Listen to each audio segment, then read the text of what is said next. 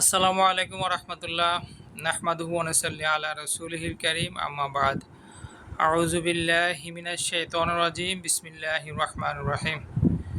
প্রিয় দর্শক শ্রোতা, আমরা অনেকে জানি না ফরজ নামাজ যখন আমরা জামাতে পড়ি তখন রাকাত ছুটে গেলে সানা কিভাবে পড়ব, কখন পড়ব, এই বিষয়টা অনেকে জানি না। তো সেই বিষয়টাই আজকে আপনাদেরকে জানাবো।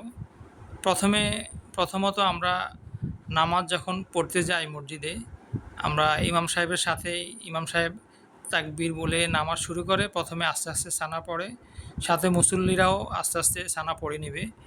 এগুলো একটা বিষয়।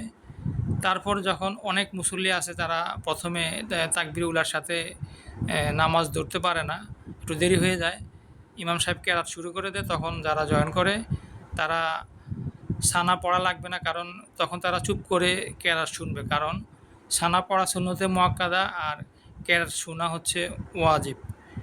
এই জন্যই চুপ করে কেরাত শুনবে, সানা পড়বে না। তারপর যাদের রাকাত ছুটে যায়, কারো এক রাকাত ছুটে যায়, দুই রাকাত ছুটে যায়, এরকম যাদের রাকাত ছুটে যায় তারা কিভাবে সানা পড়বে?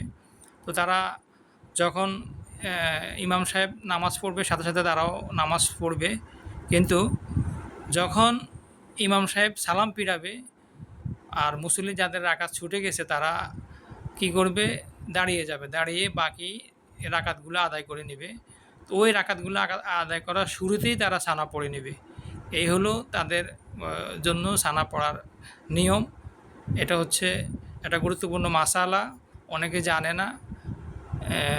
যারা জানে না তাদের জন্য এটা খুবই কাজে আসবে।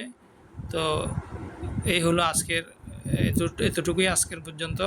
তো আপনারা ভিডিওটা শেয়ার করে দিবেন, যাতে করে যারা জানে না তারা জানতে পারবে, উপকৃত হবে। এতে আপনারাও ইনশাআল্লাহ সওয়াবের অংশীদার হবেন। ওয়া মা তৌফিক ইল্লা বিল্লাহ। আসসালামু আলাইকুম ওয়া রাহমাতুল্লাহ।